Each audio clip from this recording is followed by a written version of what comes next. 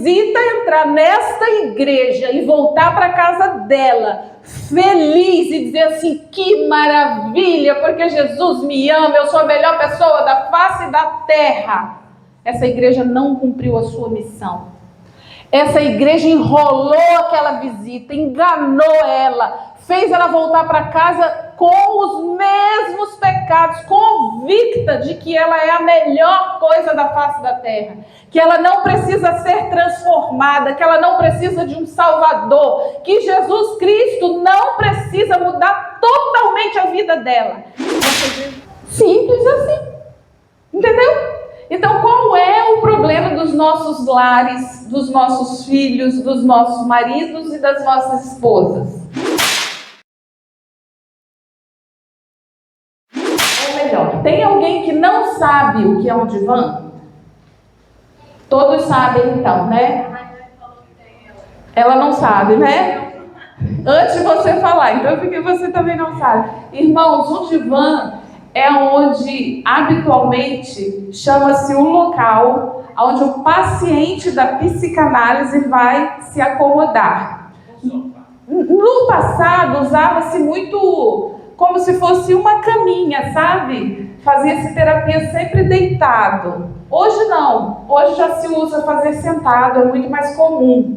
Então, mas é aquele local onde o paciente do terapeuta vai estar sentado e ali é chamado de divã.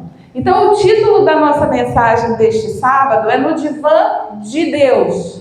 Ou seja, vamos considerar que nós somos o paciente e que Deus é aquele que vai fazer a terapia conosco. É aquele a quem nós vamos até Ele levar o nosso problema, a nossa dificuldade, a nossa queixa, certo? Então vamos trabalhar nesse sentido.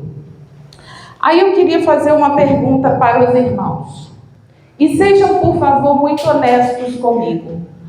Quando é que você vem à igreja e você volta para casa e diz assim: hoje eu não podia ter faltado o culto mesmo, porque hoje o culto foi bom? Quando é que o culto foi bom, irmãos? Quando é que você volta para casa com essa sensação de que realmente valeu a pena você vir à igreja? Porque vamos ser honestos. Honestos. Geralmente não. Às vezes a gente vai à igreja e a gente volta para casa achando assim que não foi bom. Ou você não estava bem, ou o pregador não estava preparado, e você acha: ai, não foi bom, o culto hoje não foi bom, não gostei, me aborreci, seja lá o que for. Mas tem aquele dia que você vem e você fala assim: hoje valeu a pena, porque hoje o culto foi bom. Vocês viram que isso é pessoal, né? É pessoal, mas deixa eu falar uma coisa para vocês então. E qual é hoje, no momento atual da história, a maior necessidade da Igreja de Deus? Qual é a maior necessidade da Igreja de Deus hoje? Perfeito, mas eu não quero saber nesse momento, vou querer saber depois, mas nesse momento, não exatamente na prática da igreja, mas no púlpito, na mensagem. Qual é a maior necessidade da Igreja de Deus hoje? Qual é a mensagem que a Igreja de Deus hoje precisa?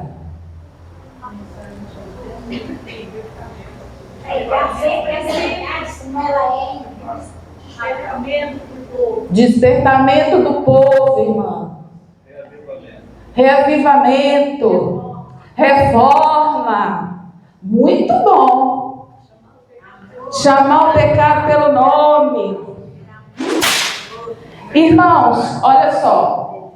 O texto que nós lemos para baixo de nossa oração, quando Deus fala assim, ó, vinde e argui-me. Ele quer dizer assim, vem cá e conversa comigo. Traz para mim a sua queixa e nós vamos ver se você tem razão no seu argumento. O contexto desse texto, se vocês lerem depois lá o capítulo 1 de Isaías, até chegarmos no verso 18, quando Deus diz: vinde, argui-me, Deus coloca para o seu povo o quanto eles estão agindo errado. E aí ele diz assim: vocês estão fazendo isso, isso, isso e isso, estão reclamando. Agora consertem a parte que cabe a vocês, e depois que vocês consertarem a parte de vocês, aí vocês vêm aqui no divã, senta aqui e conversem comigo. E aí vocês vão colocar a queixa de vocês e nós vamos ver se vocês têm razão ou não de estarem reclamando. Mas para isso vocês precisam ler até o verso 17 do capítulo 1 de Isaías. Aí vocês vão ver como que estava o povo, o que Deus queria do povo, para que o povo pudesse chegar até ele e trazer a sua queixa. Então, tem um texto na palavra de Deus que está em Números 32, 23, que a palavra de Deus diz assim, que o seu pecado vai te achar. O contexto desse texto é quando duas tribos, a de Gad e a de Ruben, estavam fazendo um compromisso com Moisés, e aí ele dizia assim: tudo bem, vocês estão fazendo esse compromisso, mas se vocês não cumprirem o compromisso, o seu pecado vai te achar. O contexto é esse. O compromisso era de realmente, eles não queriam atravessar para poder ajudar as outras tribos a conquistarem Canaã, porque eles gostaram da terra do lado de cá e falaram: não, nós gostamos aqui, deixa a gente ficar aqui. Aí foi dito a eles: não, mas vocês têm que ajudar os seus irmãos. E eles falaram: tá bom, dá isso aqui para nós, faz o que a gente está pedindo, e aí a gente ajuda os nossos irmãos. E aí foi dito para eles assim: tudo bem, a gente vai assumir esse compromisso com vocês. Mas se vocês não cumprirem a parte que lhes cabe, o seu pecado vai te achar. Irmãos, eu queria dizer uma coisa para vocês, honestamente. No divã de Deus é aonde o seu pecado sempre te acha. Todas as vezes que você for a Deus com a sua queixa, com o seu problema, com a sua lamentação, com a sua reclamação, com a sua murmuração, você vai se colocar lá aos pés da cruz. E se você de fato estiver com o coração aberto, o seu pecado vai te achar. Deus vai mostrar para você. Pode ter certeza disso. Olha só. Quatro áreas normalmente nos motivam da vida religiosa, fazem a gente buscar a Deus. Geralmente são uma dessas 4 áreas, ou 2 ou 3 ou 4 mesmo delas. Uma, problemas de saúde. Quantas pessoas buscam a Deus por problemas de saúde, não é verdade? E elas encontram Jesus no momento em que perdem a saúde. Então, a falta de saúde faz com que as pessoas busquem a Deus. Uma outra área, problemas familiares. Quando a família está com problemas, muitas vezes a pessoa busca a Deus. Uma outra área, questões financeiras. Quando a pessoa passa por dificuldades financeiras, ela tende também muitas vezes a buscar a Deus. E a quarta área, problemas de relacionamento em geral. Entre irmãos, em outro tipo de relacionamento também, fora o familiar, também as pessoas tendem a buscar a Deus. Nós vamos falar nesta manhã o que leva você ao divã de Deus apenas em 2 áreas. Eu vou pular as questões financeiras e os problemas de saúde, porque senão não dá tempo. Nós vamos nos ater só a 2 áreas nesta manhã. Família e relacionamento. Aí eu queria dizer para vocês, qual o problema na área familiar ou na área de relacionamentos, envolvendo a igreja principalmente, que não tem a ver com pecado, irmãos? Quando é que você vai a Deus com um problema familiar ou com um problema de relacionamento na igreja, que o pecado não vai aparecer nessa sua conversa com Deus? sempre vai aparecer o pecado. A gente tende a achar que o problema é aquilo que a gente está vendo, mas geralmente o problema não é aquilo que a gente está vendo. O problema normalmente ele está relacionado a algo que está no nosso coração. Eu vou ler um texto bíblico, Efésios 6, de 1 a 4. Efésios 6, de 1 a 4. Vós, filhos, sede obedientes a vossos pais no Senhor, porque isso é justo. Honra teu pai e a tua mãe, que é o primeiro mandamento com promessa, para que te vá bem e vivas muito tempo sobre a terra. E vós, pais, não provoqueis a ira a vossos filhos, mas criai-os na doutrina e admoestação do Senhor. Segundo texto bíblico, Colossenses 3, 18 e 19. Mulheres, cada uma de vós seja submissa ao próprio marido, pois assim deveis proceder por causa da vossa fé no Senhor. Maridos, cada um de vós ame sua esposa e não a trate com grosseria. Eu vou perguntar à igreja: qual problema haveria neste lar onde filhos fossem obedientes a pais, pais não despertassem a ira nos filhos, mulheres fossem submissas aos maridos e maridos não tratassem suas esposas com ignorância? Qual o problema haveria nesse lar? Simples assim. Entendeu? Então, qual é o problema dos nossos lares, dos nossos filhos, dos nossos maridos e das nossas esposas? Falta de obediência ao texto bíblico, talvez? Pode ser? Esse aqui seria um pedacinho do céu na terra, irmãos. Esse seria um pedacinho do céu na terra. Só que nós pensamos assim: submissão não cabe, eu não quero. Sendo que submissão é a arte da sabedoria, né? Submissão não é a arte da subserviência, é a arte da sabedoria. Talvez por isso Deus diz assim: a mulher sábia faz o quê? Edifica a casa. Se ela é sábia e edifica a casa, ela usa a arte da sabedoria para ser submissa. Então a gente precisa harmonizar esses textos na nossa vida. Olha o texto que eu vou ler para vocês e nós vamos entender por que nós não cumprimos o que está escrito na palavra de Deus. Prestem atenção. Jeremias 6, 13 a 17. Porque desde o menor deles até o maior, cada um se dá à avareza. E desde o profeta até o sacerdote, cada um usa de falsidade. E curam superficialmente a ferida da filha do meu povo, dizendo paz, paz, quando não há paz. Porventura envergonham-se de cometer abominação? Pelo contrário, de maneira nenhuma se envergonham, nem tampouco sabem que coisa é envergonhar-se.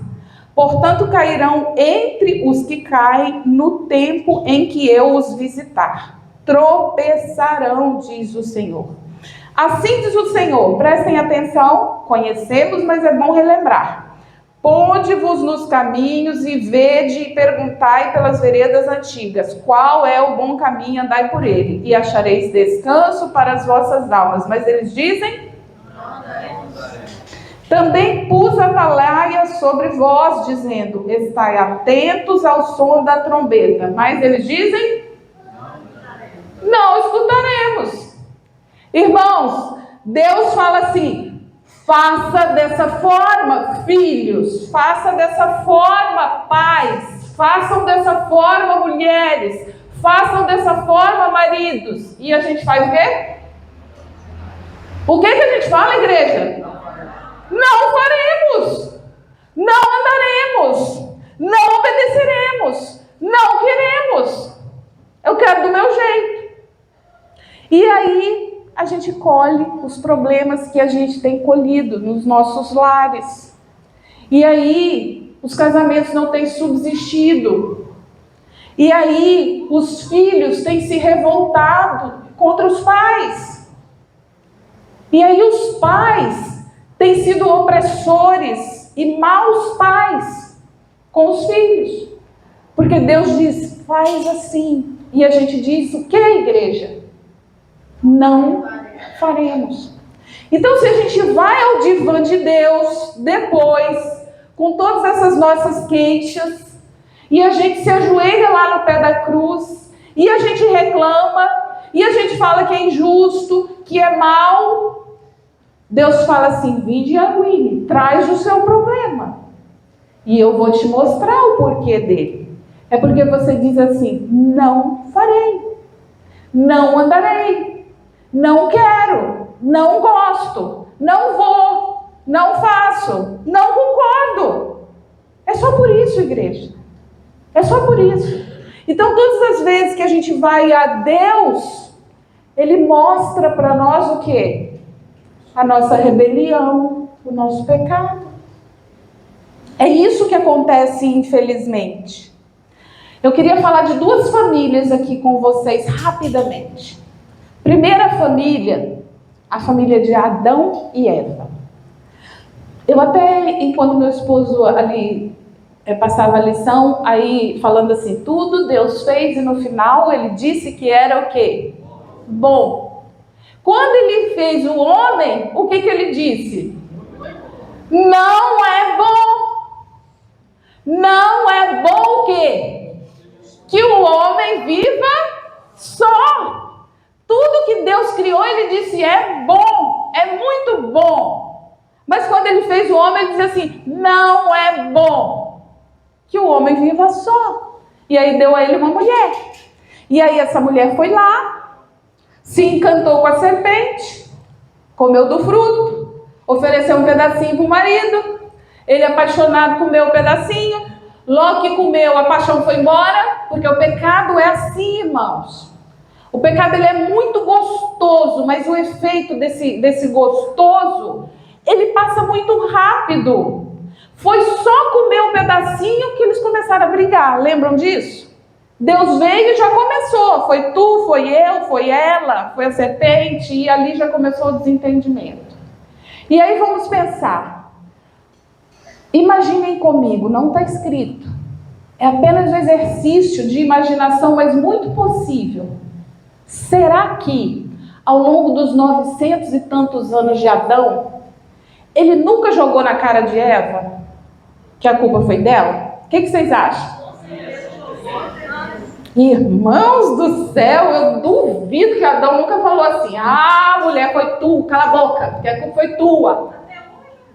Não, eu quero falar do Adão verdadeiro, aquele lá, aquele grandão, que viveu 900 e tantos anos, com aquela Eva bonitona. Será que quando, irmãos, um irmão matou o outro, será que aquele pai, chorando, não falou para aquela Eva, a culpa foi tua. Olha o que Caim fez com Abel. Olha o que a gente está vivendo. Nós perdemos um filho e a culpa foi tua. E Eva talvez chorou amargamente, porque pode ser que ela realmente reconheceu que a culpa foi dela. Ou pode ser que ela também revidou, igual nós, Evas modernas, e disse assim, você podia não ter comido, por que tu comeu? Eu te dei, mas eu não te obriguei, você comeu porque você quis, a boca é sua. Se você não tivesse comido, também não tinha acontecido isso. Será que ela também não pode ter falado assim? Irmãos, aquela família deve ter tido problemas, o que vocês acham? Aquela família teve problemas, irmãos. Eu duvido que em 900 e tantos anos não teve umas brigas boas daquele casal. E foi muito tempo brigando. Ainda bem que a gente hoje vive 70, 80. Pensa aí, meu marido, 100 anos brigando, 900. Irmãos, né? Não é fácil, eu também não sou fácil, não. Eu também não sou fácil. Agora uma outra família. A família de Jó. Eu sempre tenho que parar e pensar. Eu troco. Jó. A família de Jó. O diabo tocou e tirou tudo que Jó tinha. E aí chega aquela mulher, que é a única coisa que sobrou, e fala para ele o quê? E pede logo para morrer e pronto.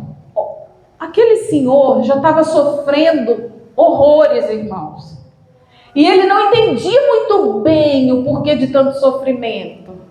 E aí quando você está triste, e aí vem uma pessoa, e ao invés de te levantar, ela pisa na tua cabeça e te afunda mais ainda, dá vontade de fazer o quê? Vocês já estão querendo até matar, tá vendo? Já tem gente querendo até matar. Vontade ela, tá certa, ela é honesta. Quem aqui nunca teve vontade de pegar alguém e esganar, irmãos? Isso é da natureza do ser humano, nós somos maus, a gente não pode ser hipócrita. E aí você já tá mal, triste, desconsolado. Tá o Gabriel ali. Aí vem a princesinha dele, fala pra ele, acaba logo com isso, tira logo tua vida e pronto, acabou. O camarada olha assim, não tem uma luz do sol brilhando sobre mim, eu não estou entendendo o que está acontecendo comigo. E ainda vem essa voz me atormentar. Irmãos, Deus restituiu tudo a Jó. Até novos filhos. Mas foi com quem que ele restituiu tudo? Com a mesma danada da mulher. Ele disse assim, eu vou te restituir tudo. Mas a esposa vai ser o quê? A mesma. Tem uma lição para nós aí, será, irmãos? Eu acho que tem uma lição para nós aí. Deus podia ter deixado, o diabo tirou os filhos, por que não tirou a mulher que parece que não era fácil? Não é? Parece que ela não era fácil. Mas não, essa vai ficar. É com ela que eu vou restituir a tua casa, Jó. É com ela. Irmãos, Deus, quando criou o homem, disse assim, não é bom que ele viva só. Ele precisa de uma companheira. E ela precisa de um protetor. Ele precisa de uma companheira. E ela precisa de um protetor. Eu preciso de um protetor. Entendeu? Tem uma lição na história dessas duas famílias. Agora nós vamos falar sobre o texto bíblico de Romanos 12, 9 e 10. Nossos relacionamentos aqui. O amor seja não... Igreja, por favor, eu não escutei. O amor seja não... O amor seja não... O amor seja não fingido. Aborrecei o mal e apegai-vos ao bem. Amai-vos cordialmente uns aos outros com amor fraternal, preferindo-vos em honra uns... Deixa eu perguntar uma coisa para vocês, irmãos. Eu não quero saber detalhes, porque problemas já bastam os meus. Mas eu quero apenas um sim ou não. Esta igreja tem problemas? Sim. Esta igreja tem problemas de relacionamento? Sim. Esta igreja de vez em quando tem um entreveiro? De vez em quando alguém olha atravessado para o outro? Sim. Irmãos, deixa eu falar uma coisa para vocês. Toda igreja tem problemas. Toda família tem problemas.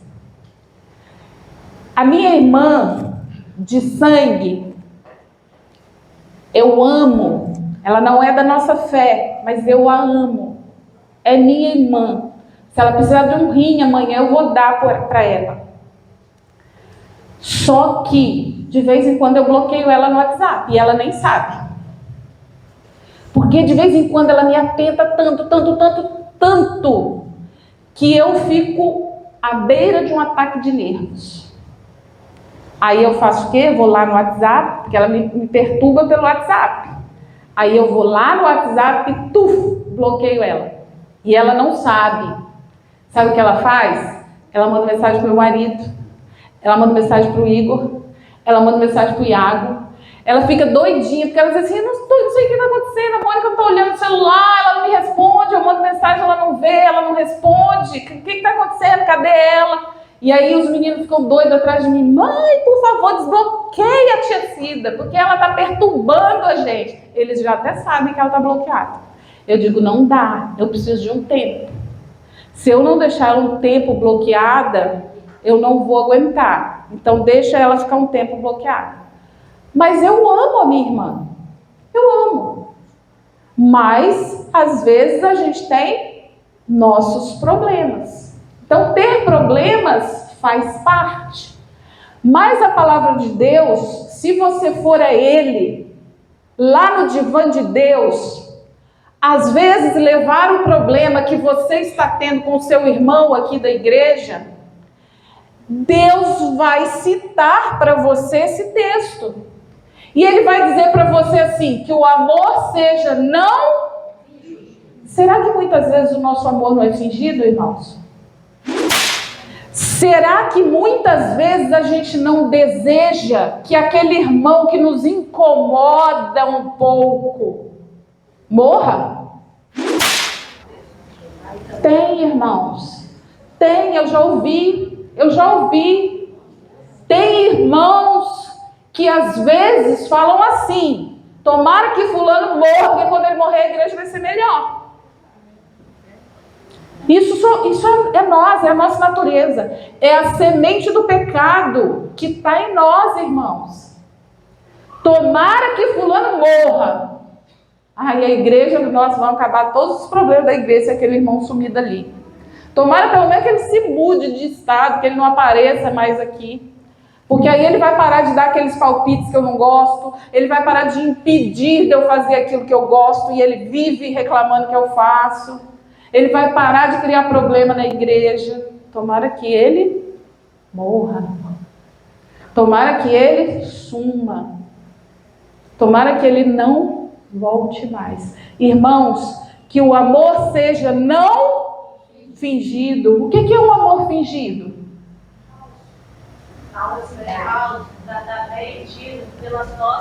Será que a gente não trata bem algumas pessoas e pelas costas a gente detesta? Não gosto de fulano. Ah, vem em tal lugar, fulano vai estar lá, vai, então eu não vou. Se fulano vai estar lá, eu não vou. Porque não cabe nós dois no mesmo ambiente. Quem vai pregar hoje? Que o amor seja não fingido, irmãos. Vá a Deus e leve a sua queixa. E você vai encontrar com o seu pecado no divã de Deus. Romanos 12, 17 a 21. A ninguém torneis o mal por mal. Ninguém torneis o mal por mal. Procurai as coisas honestas perante todos os homens. Se for possível, quanto estiver em vós, tende paz com todos os homens. Portanto, se o teu inimigo tiver fome, dá-lhe de comer, se tiver sede, dá-lhe de beber, porque fazendo isso amontoarás brasas de fogo sobre a sua cabeça. Não te deixes vencer do mal, mas vence o mal com... Vence o mal com... O que é amontoar brasas de fogo sobre a cabeça? Meu marido me ensinou. O que é amontoar brasas de fogo sobre a cabeça? Ele vai ficar pensando. A brasa, irmãos, vai queimar na cabeça dele. Não é na minha. Pensa o que é. A Gleides me detesta. E eu só faço bem para a Gleides. Eu só faço bem. Elas não conseguem encontrar aquele motivo para justificar para os outros por que ela não gosta de mim. Por mais que ela procure. A cabeça dela queima, irmãos. A brasa está sobre a cabeça dela. A cabeça dela queima. Porque ela quer, porque quer justificar o mau sentimento dela por mim. Mas ela não consegue. Porque eu torno o mal com o bem. A brasa queima sobre a cabeça dela. Por isso a palavra de Deus fala: torne o mal com o bem. Irmãos, tem um problema nessa semente da morte moral que está em nós desde que nascemos por causa do pecado. E um dos principais inimigos que nós precisamos lutar e vencer é a inveja, é o orgulho. É a inveja e o orgulho. Preste atenção, eu vou contar para vocês uma experiência minha, para minha vergonha, mas para a honra e glória de Deus. Eu nunca contei essa experiência para ninguém, nem para o meu esposo, nem ele sabe disso. Ontem, quando a gente estava, vou tentar contar, vamos ver se eu vou conseguir. Quando a gente estava vendo a lição lá no Conectados à noite, aí estavam o irmão André e a sua esposa, a irmã Sara. E aí eu lembrei disso, vendo a irmã Sara lá. Quando nós estávamos no Paraná, fazendo escola missionária, eu era muito jovem ainda. Isso foi em 2003, né? 2003, 20 anos atrás. Por incrível que pareça, eu tenho 52, eu tinha 32. 32 não é jovem, irmãos. 32 não sabe nada. A partir dos 40 começa a descobrir algumas coisas. Até os 40, acredita em mim, você não sabe nada. Pensa que sabe, mas não sabe nada. E eu vivi essa fase que eu achava que sabia muito e não sabia nada. Achava que sabia muito, irmãos. Eu vim para esta igreja, a Igreja da Reforma, achando que eu sabia muito.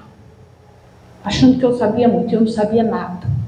E nessa condição eu estava lá no Paraná. E aí, a irmã Sara, ela era capelã da Clínica Oasis. Em 2003 foi o primeiro ano nosso, né? 2004 foi o segundo. Então, no primeiro ano, 2003, ela era capelã na Clínica Oasis. E nós, alunos, nós podíamos ir e ficar acompanhando o trabalho do capelão para aprender. Lembra disso, Carlos? Eu estou vendo, Carlos, lembrando que vocês estavam lá, né? E aí, a gente podia acompanhar. Então, eu algumas vezes fui ficar junto da irmã Sara, que, irmãos, eu vou dizer uma coisa para vocês. Para a honra e glória de Deus. Que mulher sábia. Ela tem um jeitinho, sabe, de lidar com a pessoa que é muito especial. É um dom que eu creio que Deus deu a ela. E naquela época, eu não sei precisar muito bem, se no início ou no fim do ano, não sei precisar. Eu sei que em algum momento ali, também não sei se era a comissão da associação, da Pasca, ou a comissão da União, não sei. Eu sei que aí designaram a irmã Nilce. Lembra da irmã Nilce? Para ser diretora da escola Isaac Newton, a escolinha lá que fica na região da Clínica Oasis. Designaram a irmã Nilce para ser diretora da escolinha Isaac Newton. Irmãos, eu ia muito ali na escola Isaac Newton, muito não, eu ia algumas vezes, eu não consigo me lembrar por quê, o que era, não consigo me lembrar a situação, mas eu sei que eu ia às vezes ali. E uma vez conversando, quando a irmã Nilce foi designada para ser diretora da escola, eu conversando com a Sara, e aí eu falei para a irmã Sara, não lembro as palavras, mas eu me lembro da situação. Eu falei assim, como que pode? Porque eles estavam decidindo, ela ia receber um salário, óbvio, ela ia ser diretora da escola, Nilce. E eu conversando com a irmã Sara, eu falei, como que pode? Vai trabalhar para a igreja e quer receber um salário. Isso é um absurdo, não concordo, e falava mal, e julgava a irmã Nilce muito mal.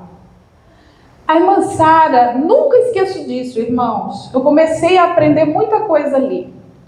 Ela falou para mim assim, Mônica, por que você é contra a irmã Nilce receber um salário para ser diretora da escola?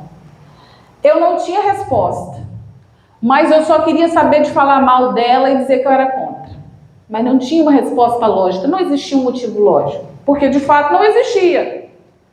E a irmã Sara conversou comigo, eu me lembro que ela conversou nesse sentido e pronto, passou. Irmãos, depois de passado um bom tempo, não sei precisar para vocês quanto tempo, mas eu não estava mais no Paraná. Em algum momento da minha vida, eu comecei a amadurecer. Deve ter sido quando eu fiz 40, provavelmente. Eu comecei a analisar a minha vida, analisar meus passos, minhas escolhas, meu comportamento, minha forma de lidar com as pessoas. E fazendo essa autoanálise, eu entendi A irmã Nilce, ela era um mulherão no bom sentido da palavra. Uma mulher inteligente, uma mulher de garra, uma mulher determinada, com inúmeras qualidades. A pessoa ideal para exercer aquela função naquele momento. E sabe o que eu senti daquela mulher, irmãos? Inveja. O que levou o meu coração a diminuir ela foi a minha inveja. Naquela época eu não conseguia enxergar isso. E aí e depois eu fui entendendo mais coisas, como Deus trabalhou comigo. Sabe o que Deus me chamou para fazer, para começar a curar o meu coração? Uma coisa maravilhosa. Eu queria ser muita coisa. Aí sabe o que Ele me chamou para fazer? Limpar o Oásis, a clínica Oásis. Fazer faxina lá. A esposa do diretor da clínica, porque eu fui levada à depressão. E olha que a depressão foi por causa de muitas circunstâncias. Mas eu creio que por causa do meu coração, que também era mau e invejoso. Deus, para curar, me colocou na faxina. Aí a esposa do diretor da clínica falou assim: Mônica, eu tenho um trabalho para você. Eu falei: opa, beleza, eu ganhei um empregão. Ela falou assim: nós não temos dinheiro para te pagar, mas você vai lavar todos os vidros da clínica e limpar todas as panelas do postinho. Irmão, sabe como eram as panelas do postinho? Vocês sabem. Eles faziam compressa nas panelas do postinho. Então eles colocavam na panela aquelas coisas para cozinhar ali, sabe? Compressa de tudo que era trem, queimava, as panelas eram pretas. Cebola era o mais limpo. Tinha muita coisa preta ali, irmãos, que queimava naquelas panelas. E ela falou: você vai lavar todos os vidros da clínica. E ela era mandona, amo de coração, Doroti, beijo, te amo. Mas ela era durona. E eu acho que Deus botou isso no coração dela. E ela falou: você vai lavar para nós todas as janelas da clínica, que estão todas imundas. E você vai lavar para nós todas as panelas do postinho. Eu falei: meu pai do céu, logo eu que achava que era muita coisa, olha só, né? Mas eu também falei assim: tô aqui. Tinha alguma sinceridade no meu coração, sabe? Não era tudo ruim, não. Devia ter alguma coisa de bom ali que Deus achou que podia aproveitar. Irmãos, e eu comecei naquela clínica lavando todas as janelas, limpando o chão, lavando todas as panelas. E eu fazia aquilo como sendo o melhor trabalho da minha vida. Eu amava. Deus trabalhou no meu coração lavando aquelas janelas, aquelas portas, aquelas panelas. Deus trabalhou na minha vida de uma maneira incrível, que me permite estar aqui hoje contando para vocês, irmãos. A gente não conhece o nosso coração. Muitas vezes o que move a gente a diminuir o outro é a nossa inveja, é o nosso desejo de ser melhor e maior do que o outro. Mas ainda assim, Deus é tão bom que Ele não desiste de nós. Ele trabalha com a gente. Pode ser que Ele vai botar você para faxinar a igreja por um tempo, para você poder curar aquilo que tem de ruim no seu coração, ou melhor, para Ele poder curar o que tem de ruim no seu coração. Pode falar, Carlos. É bom que eu me recupero. Falando aí, eu estou me enxergando na sua pessoa. Sério, Carlos? Circunstância de pensar que eu ia poder achar um trabalho melhor, e eu era o zelador. Você cortava a grama, cuidava da caldeira, eu lembro. Então, só que depois eu entrei na obra, eu disse: tá, agora é um trabalho melhor. Então aí que eu comecei a fazer esse trabalho bem assim, comum mesmo. Acho que Deus diminui você para depois colocar você numa posição melhor. Irmãos, a gente precisa reconhecer: nós somos maus. Nós não estamos aqui na igreja porque nós somos bons. A gente come carne, irmãos. A gente come carne um do outro. Direto a gente come carne e fala que é vegetariano. A gente rói até os ossos, às vezes, dos nossos irmãos. A gente é muito mal, irmãos. Eu tenho andado por tudo que é canto e eu tenho visto isso, eu tenho percebido isso. que se a igreja não entender que ela precisa de verdade de um novo coração, ela não está preparada para receber o Espírito Santo. E eu não estou falando porque eu sou boa, porque o meu coração já é bom e transformado. É só porque eu entendi. Eu comecei a me enxergar como eu sou, de verdade mal, de verdade egoísta, de verdade orgulhosa. Só que se cada um de nós não enxergar isso, não entender isso, não tem Espírito Santo, não tem chuva serôdia, não tem 144 mil, não tem volta de Jesus. A gente precisa encontrar o nosso pecado. Porque se a gente não encontrar o nosso pecado, não dá para ele ser curado. Então você precisa procurar o divã de Deus. E ele vai te mostrar qual é o seu pecado que impede que o Espírito Santo abunde na sua vida. E aí você vai conseguir abandonar a rebelião. Aquilo de falar assim, ó, não andarei, não farei, não ouvirei, não quero. Isso tem que acabar na nossa vida.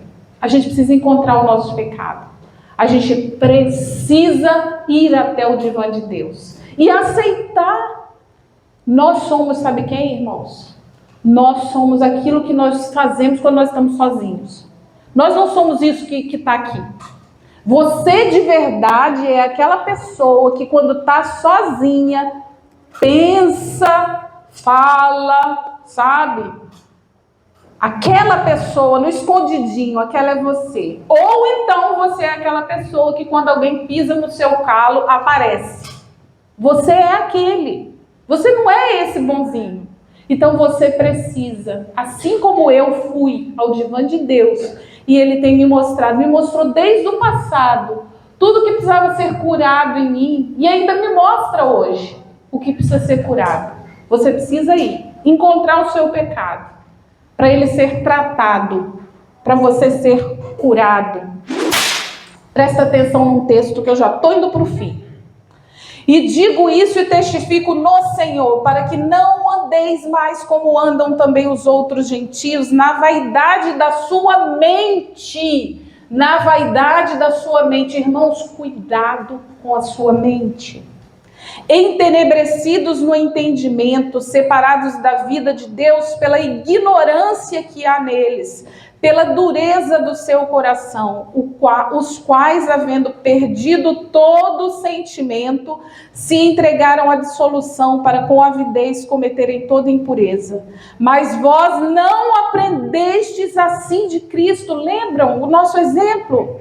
Se é que o tendes ouvido a cada sábado na escola sabatina, e nele fostes ensinados, como está a verdade em Jesus, que quanto ao trato passado vos despojeis do velho homem que se corrompe pela concupiscência do engano, e vos renoveis no espírito da vossa mente. Irmãos, tem um espírito que fala a sua mente, e pode ser o de Deus, e pode não ser o de Deus.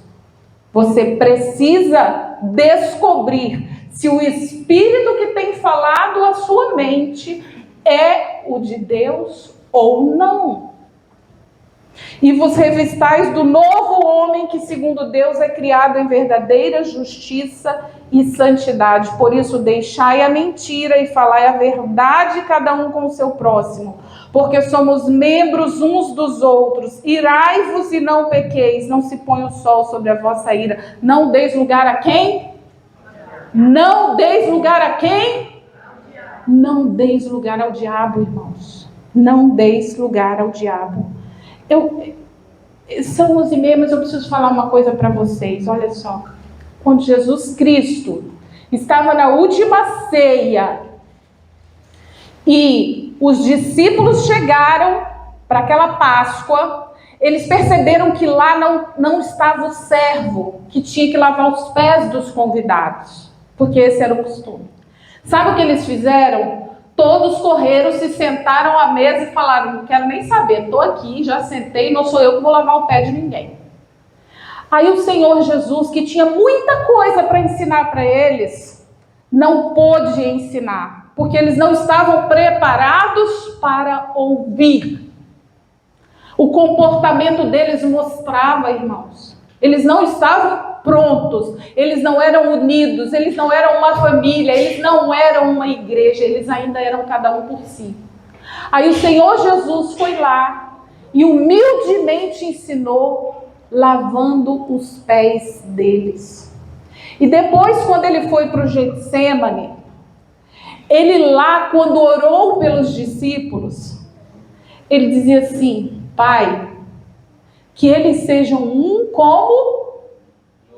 como nós somos, como eu sou um com o Senhor. Mas diz o texto que ele não orou somente por eles, ele orou também por aqueles que ainda viriam a crer, que envolve nós. Irmãos, nós não podemos continuar igual feras, muitas vezes, que somos. Nós somos cruéis, sem afeto natural, irreconciliáveis, invejosos, egoístas. Isso é o que nós somos. Só que o problema não é que a gente é isso. Presta atenção, igreja. Por favor, entende isso.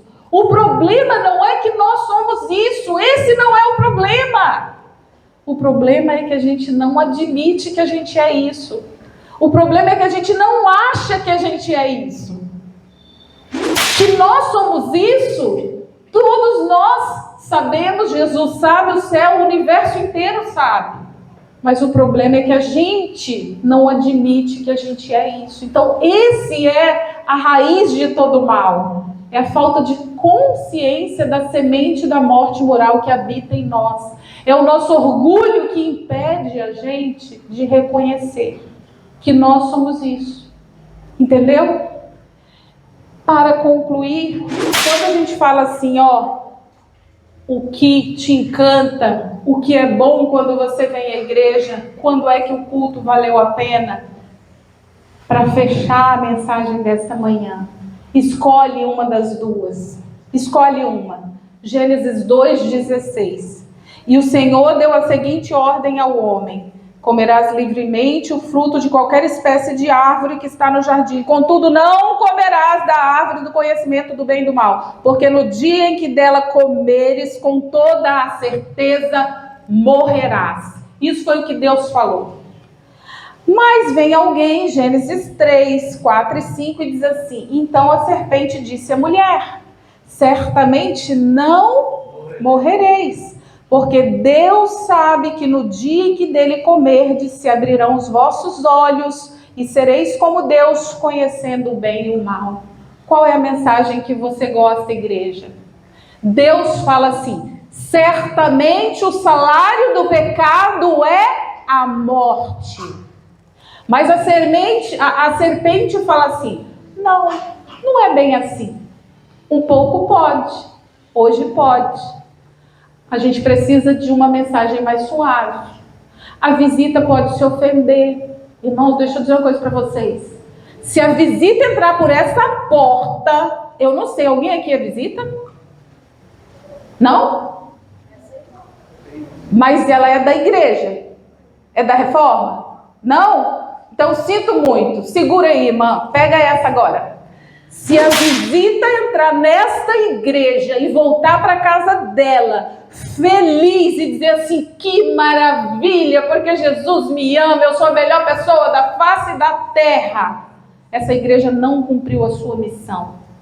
Essa igreja enrolou aquela visita, enganou ela, fez ela voltar para casa com os mesmos pecados, convicta de que ela é a melhor coisa da face da terra, que ela não precisa ser transformada, que ela não precisa de um Salvador, que Jesus Cristo não precisa mudar totalmente a vida dela. Essa igreja não cumpriu a sua missão. Ela está aqui à toa, em vão.